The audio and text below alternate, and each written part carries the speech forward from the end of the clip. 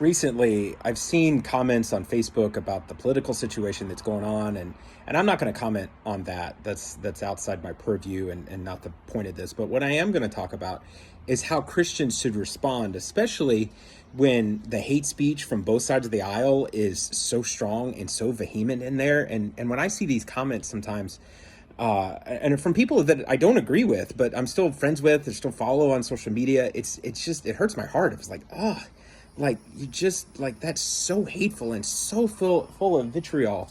And my natural reaction is to go and defend both my faith or even my political position. And I was just like, what would Jesus do in this situation? And so when I go and look, it's like, okay, what did Jesus actually say? And we find in Matthew chapter 5, the subtext in my NIV Bible says an eye for an eye. And Jesus says, you have heard it said, an eye for an eye and a tooth for a tooth. And what he's actually talking about there is scripture in Deuteronomy, or in the law. It says, when someone takes out an eye, you take an eye. When someone knocks out a tooth, you take out their tooth.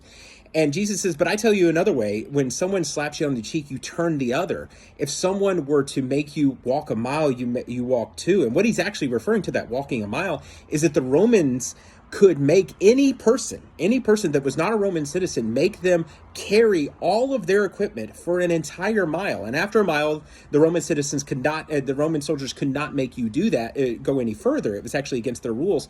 And Jesus is saying, no, like you volunteer to take them a whole nother mile.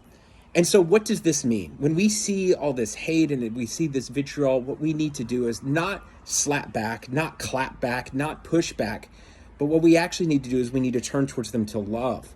We need to be loving to them as much as possible, that are in our words and in our speech and in our actions, we need to show them the love of Jesus, because every single person who interacted with Jesus, no matter where they were on the political lines or anything, they all loved being around him. Now, that doesn't mean that he gave them a free pass. In fact, every person that hung out with him that was sinning, they came and they eventually repented of what happened, of what they'd done. But what Jesus showed them was he showed them the balance between grace and truth. And that is the thing that we also have to push towards as we interact with every single person, whether we agree with them or not.